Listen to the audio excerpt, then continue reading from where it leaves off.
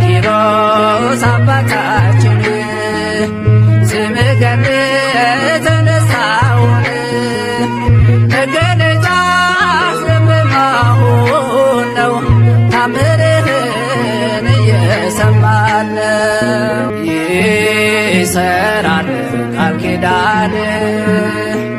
አምላክህ የገባልህ ለመካናት